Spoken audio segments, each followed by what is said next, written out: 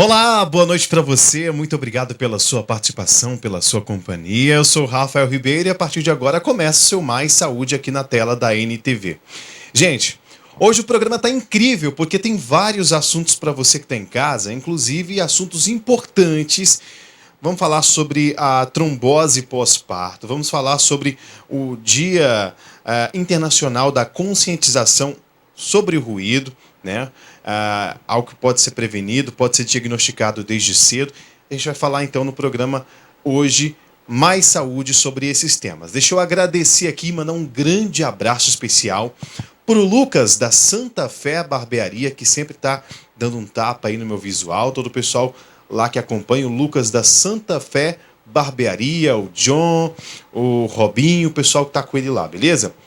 Ó, quero mandar um abraço também especial para o pessoal que acompanha a NTV, a Ana Lúcia, o Reginaldo, a irmã dela, a Lohane, inclusive a Ana Lúcia e o Reginaldo estão acompanhando o nosso programa hoje. Um abraço para vocês, fiquem ligados, participem conosco, mandem perguntas, porque hoje está incrível. E a nossa convidada do programa de hoje, né, vai participar conosco pela internet para tirar algumas dúvidas, esclarecer, que é a Bruna Naves Vaz de Oliveira, ela que é especialista em cirurgia vascular e vai conversar um pouco com a gente sobre esse tema que é a trombose pós-parto, né? As causas, consequências. Boa noite para você, doutora. Seja bem-vinda ao programa Boa Mais noite, Saúde. Rafael. Obrigada. Prazer estar aqui com vocês hoje. Um abraço para o pessoal de Patos de Minas. Muito bom. Doutora Bruna, eu queria que você começasse falando, você é especialista em cirurgia vascular, né? Isso, correto. E eu queria que você começasse me falando sobre essa questão, a trombose pós-parto, né? A gente vê várias outras comorbidades que podem acontecer após o parto, mas esse tema aqui é um tema novo ou um tema antigo que já está em voga há muito tempo? Então, Rafael, a trombose, ela acontece mais na gravidez. Então, a gente tem um risco 5 a 6 vezes maior em mulheres grávidas de ter uma trombose, e esse risco ele chega a ser 10 vezes maior após o parto. Então, é um período de muita atenção e muito risco, principalmente nas primeiras 6 a 8 semanas do nascimento do neném. E por que esse tema é tão importante? A principal complicação da trombose é a embolia pulmonar, que é quando um coágulo que forma lá nas veias da perna migra para o pulmão. E isso pode ser fatal até 20% das vezes. Então, a principal causa de óbitos, infelizmente, após o parto, de óbito da mãe, é a embolia pulmonar, que é uma complicação direta da trombose. Muito bom. E como que a mulher, após ela ganhar o bebê, ela começa a suspeitar que pode ter essa trombose pós-parto? Há algum sintoma, por exemplo, de primeiro que ela pode diagnosticar então a trombose? Sim, é fundamental que ela tenha atenção para o inchaço da perna. Após o parto, é muito frequente que as pernas fiquem inchadas, as duas, os tornozelos, isso é normal. O que deve chamar atenção? Se somente uma das pernas inchar muito, tiver uma dor importante, principalmente na batata da perna, panturrilha, ela fica endurecida no caso de trombose, é como se fosse uma cãibra que enrijece a musculatura da panturrilha, e também dor para andar. Então é uma situação de muito incômodo que deve imediatamente ser procurar um serviço de saúde, um atendimento médico de urgência, porque quanto mais cedo for feito o diagnóstico, menor a chance de ter uma complicação ou uma sequela da trombose para essa mãe e também de ter evoluir para o quadro de embolia pulmonar, que é muito grave. Doutora, a gente sabe que independente de idade, muitos tipos de trombose eles podem acontecer devido a alguns fatores. Por exemplo, a falta de movimento, né? Tem gente que reclama que viaja bastante, fica só em uma posição e acaba tendo algum sintoma de trombose. Até pessoas jovens a gente vê hoje em dia, Uhum. né, tendo casos de trombose. No caso da grávida, o que pode desencadear então essa trombose? Você tocou num ponto essencial, Rafael. A imobilização prolongada, ficar muito tempo parado na mesma posição, é o principal fator de risco para trombose. Então, tanto as gestantes quanto as puérperas, elas que tiveram um neném recentemente, elas devem atentar para o fato de não ficar muitas horas assentado na mesma posição. E a gente tem visto, sim, a ocorrência de trombose, inclusive em pessoas jovens, principalmente que estão de home office, que ficam muitas horas sentadas na mesma posição. Então, o que deve ser feito para evitar? Levantar a cada 50 minutos, no máximo a cada 2 horas, andar um pouco, tomar uma água. Isso já ajuda muito a sua circulação e evita de você ter uma trombose. E no caso da gestante e da puérpera, são vários fatores que aumentam o risco, principalmente o ganho de peso durante a gestação, as alterações hormonais, a alta dos hormônios femininos, principalmente o estrógeno durante a gravidez, aumenta muito a chance de trombose, e também o crescimento do útero, que ele vai comprimir a veia cava, que é uma grande veia que a gente tem no abdômen, e isso dificulta a circulação, então aumenta a chance de trombose. E após o parto, esse risco é ainda maior por conta do próprio trauma, da inflamação causada no organismo da mulher pelo processo tanto de parto normal e de cesárea. O risco da trombose ele é mais importante em mulheres que tiveram parto cesárea do que o parto normal. Doutora Bruna, as mães, as grávidas, vamos dizer assim, elas têm muito medo de fazer exercício físico, e agora, ainda mais na pandemia, né? Sair de casa, tem muitas restrições. Eu já vi muita mulher grávida com medo de sair nessa pandemia para fazer uma ginástica, um exercício físico, uma caminhada, e até é recomendado aí pela Organização Mundial da Saúde que, se não houver aglomeração, é que as pessoas elas caminhem aí pelo menos 2 vezes na semana, né? E para a grávida, para evitar essa trombose, ela pode fazer algum exercício em casa, ela pode caminhar ali no quarteirão da casa dela. O que é mais seguro para ela, doutora? Pode e deve, Rafael. Atividade física é cuidar da saúde para todo mundo, mas para a grávida é essencial também. Então, atividade leve a moderada intensidade, não precisa ser nada com muito impacto. Uma caminhada, como você citou, é excelente para a circulação. Então, exercícios ao ar livre são sim recomendados, desde que utilize máscara, né, não seja com outras pessoas, em locais de aglomeração. Se não for viável, exercícios em casa mesmo. Hoje em dia a gente tem várias opções gratuitas, inclusive online, aulas de alongamento, de yoga, de pilates, de dança. Então, tudo isso ajuda muito a circulação. E quanto mais saudável for a mulher na gestação, menor o risco de trombose. Então, manter uma alimentação equilibrada, uma hidratação adequada, beber pelo menos 2,5 litros de água por dia, manter-se ativa, isso tudo ajuda muito na prevenção de trombose e na melhora da circulação. E existe assim uma etapa da gestação que a mulher ela pode fazer exercício físico, inclusive uma caminhada, por exemplo, porque a gente sabe que tem muita gravidez que é de risco, doutora? Então, se não houver nenhum fator de risco maior, por exemplo, é uma gravidez que a paciente é diabética, hipertensa e tem que ser acompanhada de perto pelo ginecologista obstetra, uma caminhada ela é recomendável e saudável durante toda a gestação. Isso não há uma contraindicação, desde que seja de leve intensidade. O que seria uma caminhada de leve intensidade? 30 minutos, 40 minutos ao dia, num ritmo moderado, um ritmo que você consiga conversar. Isso é muito benéfico e não tem nenhuma contraindicação, nenhum prejuízo se ela for liberada pelo médico, ginecologista, obstetra que está acompanhando a gravidez.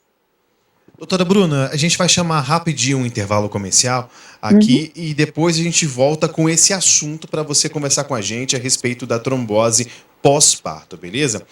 Daqui a pouquinho, aqui no programa Mais Saúde, a gente volta com a doutora Bruna Naves. Ela é cirurgiã vascular, né, e vai explicar mais sobre o que é a trombose pós-parto. Daqui a pouco, não saia daí.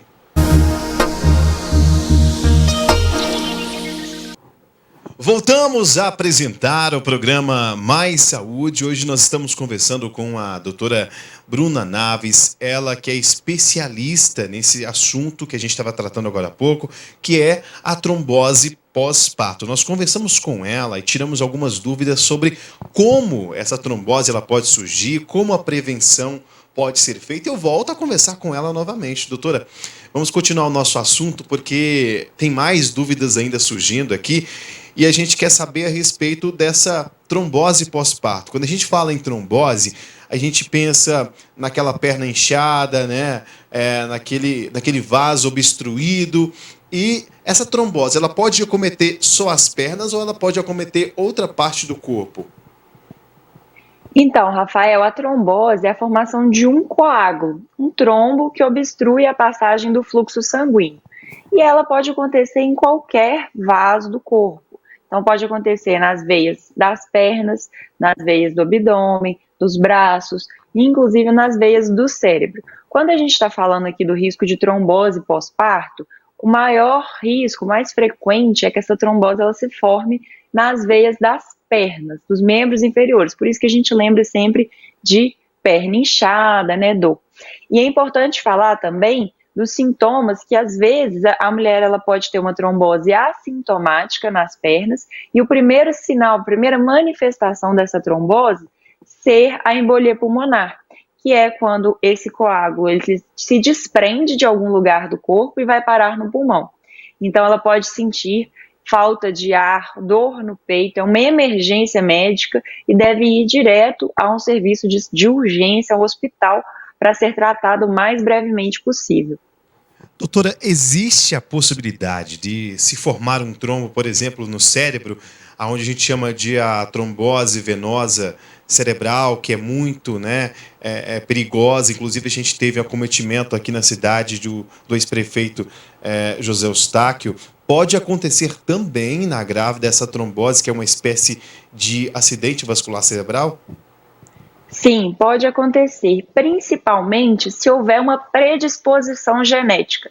Quando a gente tem na família, né, uma história, minha mãe teve trombose, minha irmã teve trombose, minha avó teve trombose, é muito importante que você faça uma consulta, você que está grávida, está pensando em engravidar, faça uma consulta com um angiologista, um cirurgião vascular, para você avaliar se você tem uma predisposição genética à trombose. A gente chama de trombofilia, né, uma afinidade por trombo. Essas pessoas, elas têm uma tendência maior de formar coágulos e isso leva a uma predisposição muito grande para formar trombose, inclusive em outros sítios que não são tão habituais. Então, por exemplo, no cérebro.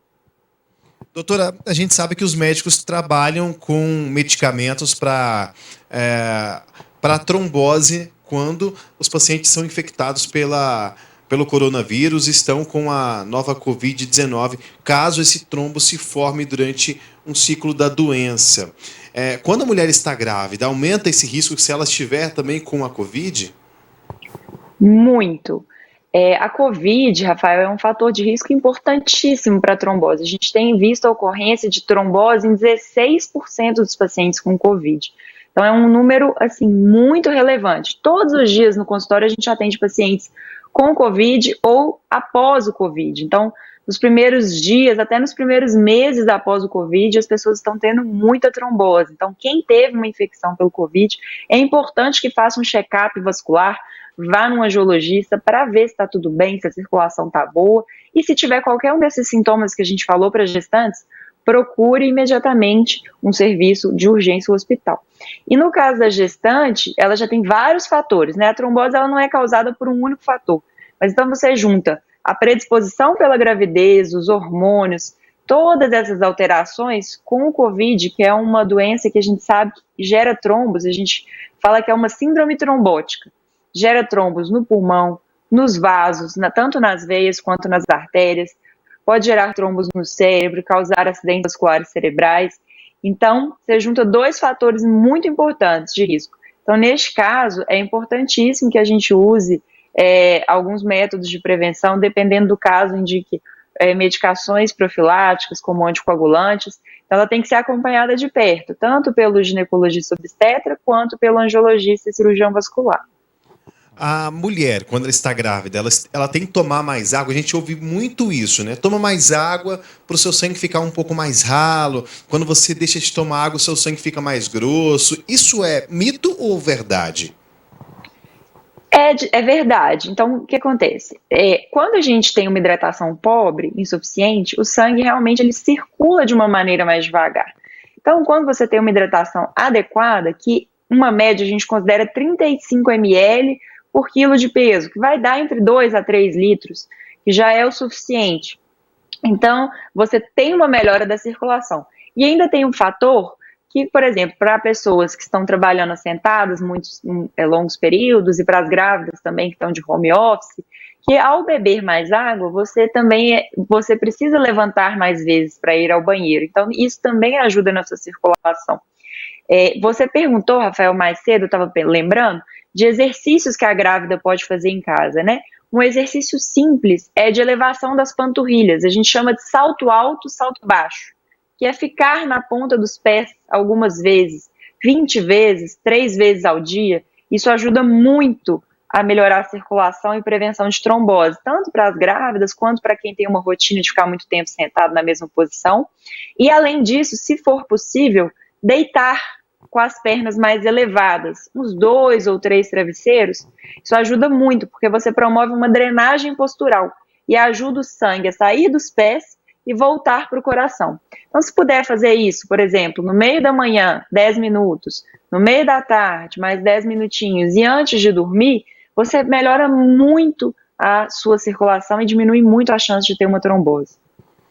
Existem alguns chás, por exemplo, doutora, que são bons para a circulação, né? A gente sabe que algumas substâncias, como chá de canela, por exemplo, são bons para a circulação do sangue, melhora a circulação do sangue. A gente vê alguns estudos sobre ela, canela, porém ela não é indicada aí para mulheres grávidas. Mas existe algum chazinho, algum método, algum alimento que que a mulher pode consumir, na verdade, para melhorar essa condição dela, doutora? Na verdade, Rafael, não existe. Inclusive, é importante você falar isso. Qualquer chá, qualquer coisa diferente que a grávida for consumir, é importante que ela tenha orientação do médico dela, porque tem alguns chás que a gente não deve utilizar na gravidez, inclusive podem ter propriedades abortivas. Então, é bem importante fazer esse acompanhamento. O que importa, na verdade, é evitar o ganho excessivo de peso. Então, manter uma alimentação saudável, rica em fibras, verduras, legumes, proteínas magras, né, carne branca, ovos, isso ajuda muito. E diminuir a ingestão de carboidratos. Tudo é ter moderação, né? Não tem que ter alimento proibido. É diminuir a quantidade de doces, de frituras, de gordura e melhorar a sua ingesta de frutas e alimentos saudáveis. E a mulher, por exemplo, todo esse acompanhamento, né, durante a gestação, as puérperas, que são aquelas que estão amamentando nos primeiros dias ali o bebê, elas também são frágeis, vamos dizer assim, após um parto, a mulher ela fica mais suscetível a uma trombose. No caso, a gente está falando sobre a trombose pós-parto, mas ela está mais frágil, doutora? Com certeza. Após o parto, a chance é até 10 vezes maior de ter uma trombose do que uma mulher da mesma idade que não teve filho. Então, é o principal período de risco. Desde o nascimento até 6 a 8 semanas, né, que é o período justamente que a mulher está também mais parada, mais sedentária, porque está ali, né, na função de cuidar do neném. Então, esse é o período de maior risco. Então, a mulher tem que tentar, na medida do possível, das suas possibilidades, se manter ativa, né? Movimentar ao longo do dia, fazer exercício para panturrilha, deitar com a perna para cima, tudo isso ajuda muito. E quanto mais saudável também for a alimentação, manter uma hidratação adequada, menor esse risco. O parto normal ou a cesárea muda a questão de risco? Muda. Existe o risco da trombose nos 2 tipos de parto. Porém, na cesárea, o fator cirúrgico, ele aumenta a incidência. Então, a trombose ela é mais frequente após um parto cesáreo. Então, as mulheres que passaram por uma cesariana, elas devem ter uma atenção redobrada em função dos cuidados para a prevenção de trombose. E aquelas que tiveram um parto normal, ela tem menos risco, então, na verdade, né? Sim, existe um risco menor, porém esse risco ainda é muito maior do que uma mulher que não teve filho. Muito bom. Você falou sobre os alimentos, doutora, que a pessoa pode consumir rico em fibras. Dá para citar algum alimento, não sendo só o frango, o ovo, o peixe, que a pessoa pode consumir, por exemplo? Sim, cereais, alimentos integrais, né? Então, as trocas saudáveis, né? Que a gente fala, trocar o arroz branco pelo arroz integral, o pão pelo pão integral. Esses alimentos eles têm um baixo índice glicêmico, eles melhoram a saciedade, têm mais fibras, iogurtes naturais, frutas, verduras, legumes. Quanto mais natural e menos industrializada, ultraprocessada for a alimentação, mais saudável ela será. E outra coisa que a gente usa também é a questão das cores, né? Quanto mais colorida for a alimentação, mais saudável ela será. Acho que isso é importante, né, doutora? Não só para a grávida, mas para todo mundo, né? Melhorar a saúde, aumentar a Sim. imunidade, porque deve que a mulher ela fica, né, com a imunidade muito baixa quando ela tem essa questão esse período do pós-parto, né? Sim, e até a questão, né, de é uma situação muito, assim, maravilhosa, de muita felicidade, mas de muito estresse, especialmente para as mães de primeira viagem, os primeiros meses são muito difíceis, né? Então, isso tudo a gente vai somatizando e influencia também na imunidade. Então, a alimentação, ter, na medida do possível, alguma atividade física regular, isso tudo ajuda a controlar esse estresse, essa ansiedade que é natural do período, né? O sono, a privação de sono que infelizmente acontece, é um fator que abaixa a imunidade, então a alimentação ajuda muito. E em alimentos que reforçam a imunidade, é sempre bom citar alimentos que são ricos em vitamina C, frutas cítricas, laranja, aumentar também a ingesta de mel, própolis, esses alimentos que são gengibre, que a gente sabe que combatem infecções, também melhora a questão da imunidade. Doutora, a gente tem uma pergunta aqui, a gente vai finalizar já para você responder essa pergunta aqui do telespectador. A Marluce, ela diz o seguinte: Bruna, sofro de inchaço nos pés, tornozelos e pernas há 6 anos. Já fiz todos os exames possíveis para tentar detectar alguma doença que cause esse inchaço, mas nunca detectaram nada. Gostaria de saber de você, doutora, o que pode ser? Dá para dar esse diagnóstico assim? Então, Rafael, fica difícil, né, Marluz, porque eu não te conheço, não vi o inchaço. Mas o importante é que você, além de exames, você faça uma consulta com um médico vascular, um médico angiologista, que vai avaliar a sua história clínica, todas as suas condições, as suas comorbidades, a sua predisposição genética, vai fazer um exame físico detalhado, olhar se você tem algum problema de pressão. Tem várias causas, inúmeras causas de inchaço. Pode ser rim, pode ser fígado, pode ser tireoide, pode ser problema de circulação, tanto venosa quanto linfática. Enfim, a gente tem que investigar uma gama de coisas. E mais importante do que exames é realmente essa conversa e esse exame físico detalhado. Seu médico olhar para você, te examinar como um todo, para a gente tentar descobrir por que está acontecendo esse inchaço. E se te incomoda, não desiste. Persista, vá ao médico, converse, explique o que você está passando, que sempre há opção de tratamento e de melhorar. Doutora, é aquele ditado, né? Tudo que é anormal não é normal. Doutora, a gente agradece a sua participação aqui. Esteja mais vezes aqui no nosso programa para trazer, então, esclarecer as dúvidas aqui das pessoas que às vezes ficam sem orientação por causa da pandemia, tem medo de ir no médico. E é importante que as pessoas elas vão ao médico, né? Mesmo durante a pandemia, para prevenir as doenças. Nós agradecemos a participação da senhora. Eu que agradeço, Rafael, e assim, informação é saúde. Então, muito parabéns pelo trabalho de vocês. Tá aí, você acompanhou então a doutora Bruna Naves, ela é especialista em cirurgia vascular. Eu vou para um rápido intervalo e daqui a pouco eu volto trazendo outro assunto. Dessa vez o doutor Maurício Costa Peixoto, ele que vai falar sobre o dia do ruído, né? Como prevenir e como, né, as técnicas para prevenir e detectar então o ruído que pode começar na infância. Tem um dia específico para isso, que na verdade a gente vai falar aqui no programa, e você não sai daí que a gente vai voltar trazendo as informações para você.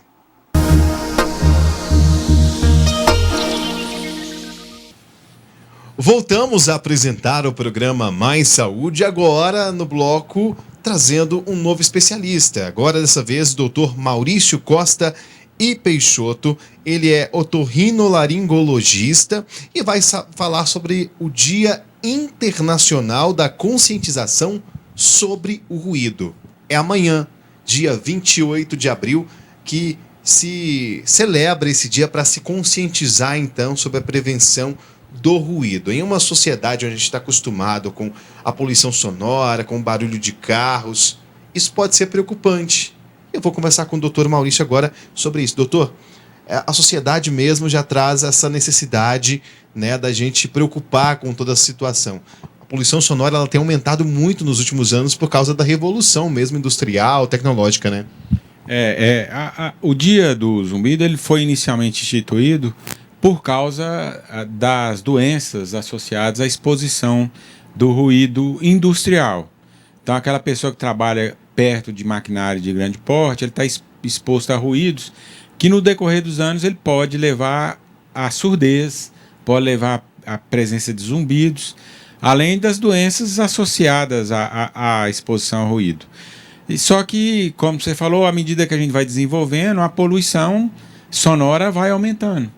Então, hoje nós temos som, fone de ouvido, os vizinhos produzindo ruído em intensidade alta, e tudo isso acaba tendo uma repercussão negativa na vida da gente. Doutor Maurício, essa data, como você falou, foi instituída para conscientizar a população. A gente vê que quanto mais o tempo passa, mais ferramentas tecnológicas nos induzem a estar sempre conectado com fone de ouvido, né, com uma caixa de som, com uma JBL, por exemplo. Então, quanto mais o tempo passa, mais a gente está exposto, né? Pois é, a tendência natural é essa, né? Então, o que a gente quer é educar as pessoas quanto aos riscos da exposição a ruídos. Então, assim, no dia a dia nosso, no mínimo a gente vai estar predisposto, quando tem muito ruído, a ter uma ansiedade maior, um estresse aumentado, a ter insônia, dor de cabeça, aumento da pressão arterial, arritmia cardíaca. E nos ambientes onde a exposição é muito grande, então, assim, pessoa que está sempre em uso de fone de ouvido, a pessoa que trabalha em indústria, a pessoa que trabalha na indústria de entretenimento, a intensidade sonora ela pode levar a perda auditiva irreversível. E, como a própria palavra diz, eu não vou ter nenhum tratamento para oferecer para esse paciente para reverter esse quadro. Som e ruído, qual a diferença dos dois? Não, assim, o ruído é qualquer tipo de barulho, tá? O som é um tipo de ruído.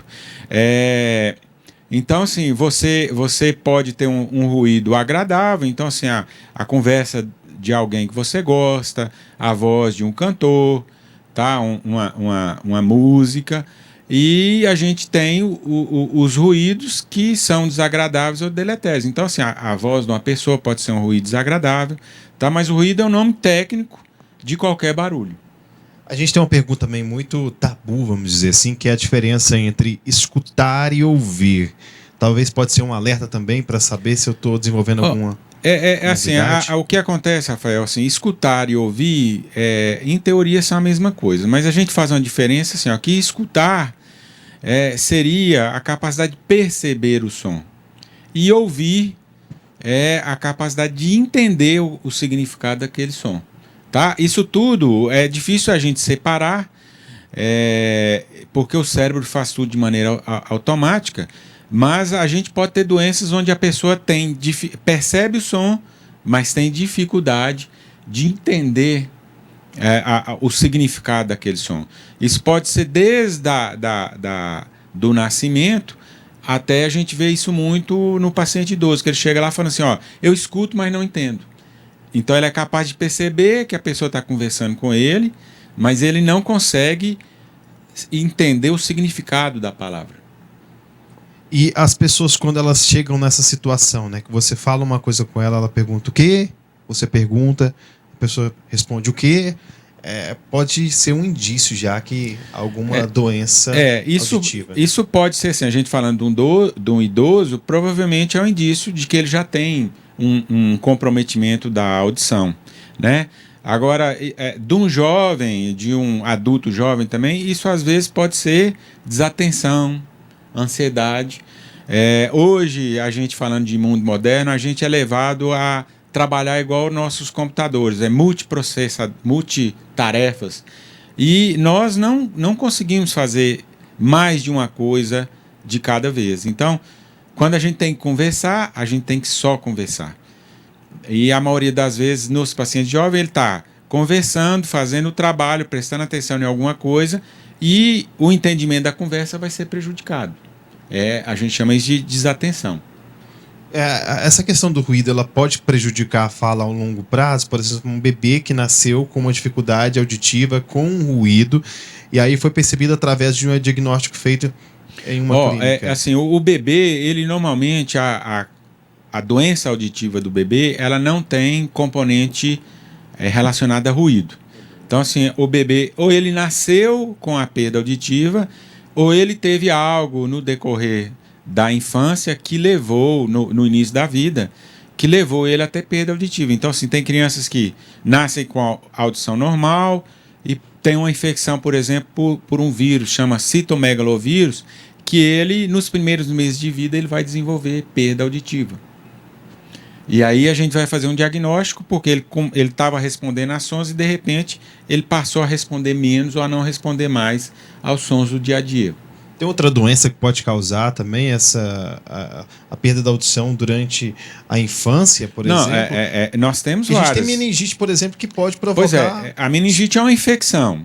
E dependendo da bactéria, você tem um alto risco de ter como uma sequela da meningite surdez. Tá? Você pode nascer com a má formação do ouvido, tanto do ouvido, a gente divide o ouvido em 3 partes, o ouvido externo, o ouvido médio e o ouvido interno. Então você pode ter uma má formação de qualquer uma dessas partes do ouvido e ter perda auditiva. Tá? Cada uma com um tratamento específico. Existe um nível de decibéis onde a criança ela suporta ouvir, por exemplo... A gente ouve muito falando assim, não fala tão alto perto dele, porque ele é recém-nascido, é sensível ao ouvido. É verdade isso, falar que é sensível ao ouvido? A gente tem uma alteração auditiva muito comum na infância, que a gente chama de hiperacusia. O nome é um nome que leva a uma crença incorreta, que seria escutar demais. Mas, na verdade, a hiperacusia, ela representa uma intolerância aos sons do dia a dia. Então a gente vê isso muito na infância, os meninos, na hora lá do aniversário, que todo mundo começa a estourar os balões, alguns meninos tapam os ouvidos e começam a chorar por causa do desconforto. Só que isso na infância costuma ser um evento transitório, faz parte do amadurecimento auditivo e depois para de aborrecer os meninos. Só que a gente tem alguns adultos que permanecem com essa hiperacusia. E nós temos casos que eles, de repente, no decorrer da vida, isso surge. Decorrente a diversas outras causas que a gente tem que procurar para tratar.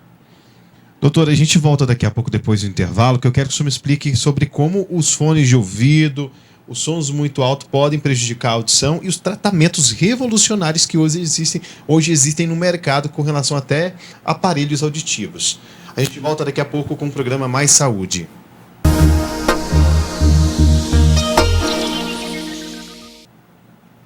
De volta com o programa Mais Saúde, hoje tratando sobre o Dia Internacional de Conscientização ao Ruído. É amanhã, no caso dia 28 de abril, mas esse dia traz uma reflexão para que as pessoas elas se conscientizem sobre a importância do pré-diagnóstico, né, para saber se a pessoa ela tem um ruído ali que pode evoluir, inclusive, para a surdez. Conversando aqui com o Dr. Maurício Costa e Peixoto, ele é otorrinolaringologista, tem que falar bem devagar para não trava-língua, para não atrapalhar aqui a nossa dicção. E você estava falando que existe uma diferença. Às vezes, o surdo ele não consegue falar e o mudo ele consegue falar. Como que é essa diferença? Ou eu estou confundindo? Isso é assim, Rafael.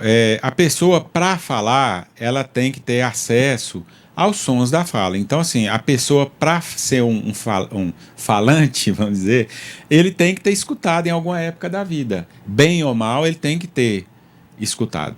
Então, o surdo, ele pode ter nascido com uma surdez leve, moderada, ter tido acesso aos sons da fala pelo estímulo dos pais, dos amigos, da família, e desenvolveu fala. E a audição piorou depois de uma certa idade, e hoje em dia ele não escuta mais nada, mas ele é capaz de falar. O mudo, ele normalmente teve uma surdez severa, profunda ao nascimento, não foi diagnosticado e não foi tratado, e ele não conseguiu desenvolver fala porque ele não teve acesso aos sons da fala. Então, todo mudo é surdo, mas nem todo surdo é mudo. O uso dos fones de ouvido, a gente falou que ia falar sobre isso nesse bloco, é muito prejudicial à nossa saúde auditiva, né? O fone de ouvido ele tem um problema importante, porque assim, nós não somos capazes de controlar a intensidade do som. Então, assim, grosseiramente, a altura do som. Então, o que a gente sabe? Ó, toda vez que você é exposto a sons acima de 80 decibéis, nós estamos sujeitos a ter uma lesão auditiva. E os fones de ouvido, eles são capazes de propiciar sons de intensidade muito maior do que 80 decibéis. E a gente tem pessoas que passam horas e horas e horas seguidas com o uso de fone de ouvido. Então, essas pessoas, com o decorrer dos anos, ele vai começar a ter uma perda auditiva que, se ele não interromper isso, às vezes ele vai ter uma perda auditiva que vai precisar de um tratamento, o uso de um aparelho auditivo ou algo mais complicado. Pode lesionar, inclusive? Ele lesa os neurônios dentro da cóclea. E aí a pessoa vai tendo, inicialmente ele vai ter uma perda auditiva em frequências agudas, são os apitos mais finos, mas isso é uma cascata. Progressivamente ele vai tendo doença nas outras frequências da audição. Todas as frequências. E no caso, aquelas pessoas que trabalham com máquinas pesadas, por exemplo, que não utilizam aquela espécie de tapa ouvido, vamos dizer assim. A gente chama de protetor auricular ou abafador. Assim, ó, quem trabalha em ambiente sujeito a sons de alta intensidade, obrigatoriamente, isso é lei, eles têm que usar protetor auricular. Tá? Isso eles têm que ter, têm que fazer controle anual com audiometria, porque tem pessoas que mesmo com o uso do protetor, eles vão desenvolver lesão auditiva. E se ele for pego no ambiente de trabalho, onde é obrigatório o uso do protetor, sem a proteção, ele tem que ser advertido inicialmente, e se isso se repetir, ele pode ser mandado embora por justa causa. Porque a responsabilidade da saúde é da empresa. Então, isso é uma norma que o trabalhador tem que seguir. Não é porque ele quer, é obrigatório. As pessoas podem desenvolver as famosas cefaleias, que são as dores de cabeça com exposição a muito ruído, doutor? Isso a gente vê no dia a dia.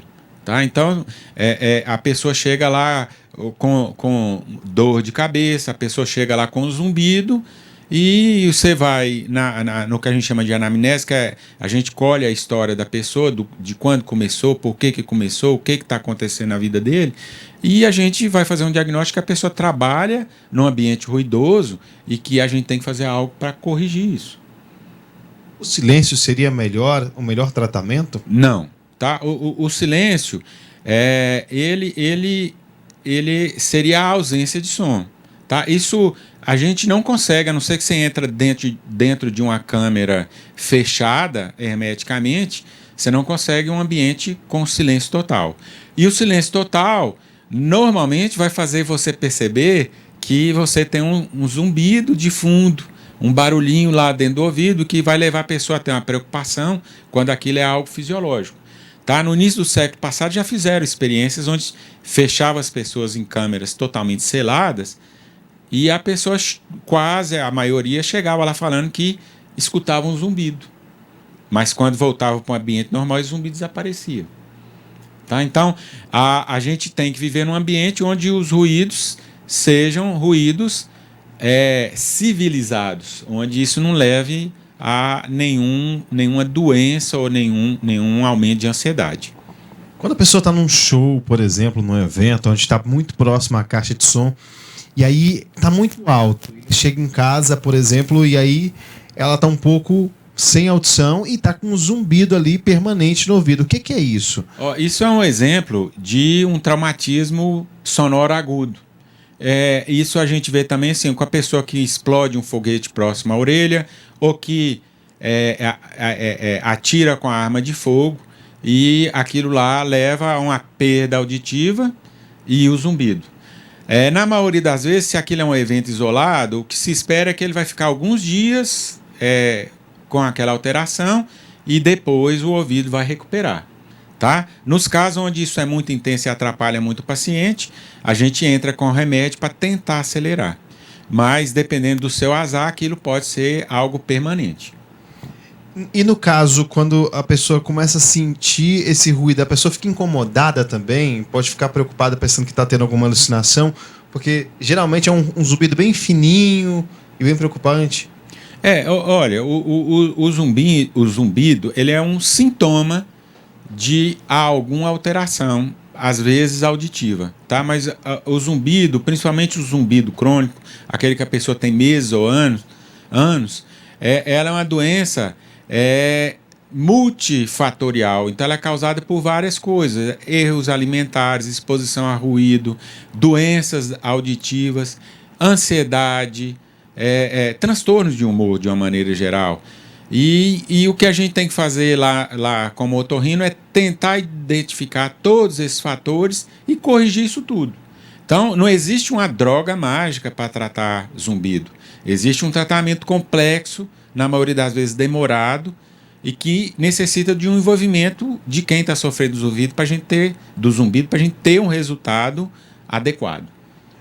Doutor, você falou sobre a importância de fazer o exame da audiometria quando a pessoa ela é admitida em um trabalho, um serviço. Mas esse exame não é somente para prevenir a doença no trabalho, ele pode ser feito de maneira rotineira. Né? A audiometria a gente faz normalmente quando a pessoa suspeita de alguma lesão auditiva. Então ele fala assim, eu acho que não escuto bem. Ele tem que fazer uma audiometria. Na maioria das vezes é um falso alarme, mas é só a audiometria que é capaz de diferenciar. A audiometria é um exame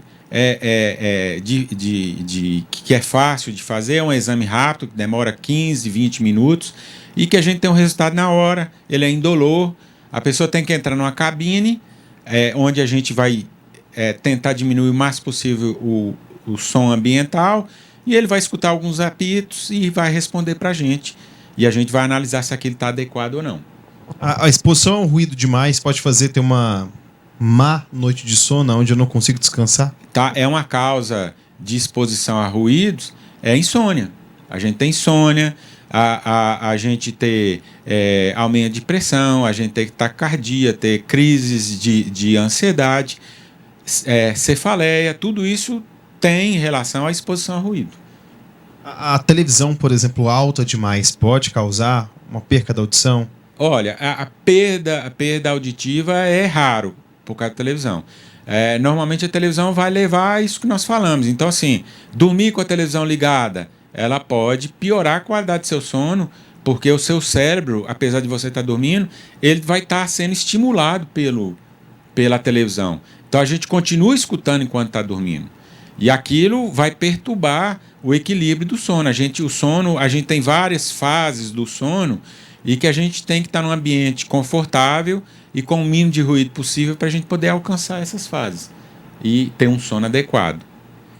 Tem gente que usa, por exemplo, para dormir, aqueles tapadores no olho, porque evita, por exemplo, a luminosidade de interferir o sono, porque tem gente que parece que até com uma luzinha da televisão ela é interferida no sono. Existe algo também para audição, onde um barulho de um carro na rua, tem uma vizinha, por exemplo, que diz que ela não consegue dormir à noite, ela tem insônia e só dorme durante o dia. E durante o dia é aquela movimentação de carro, né, na rua. Como que tem algum objeto para isso? Se ele não tem a hiperacusia, o que a gente falou antes, ele pode colocar um chumaço de algodão para diminuir o ruído ambiente, se aquele ruído está causando algum transtorno, tá?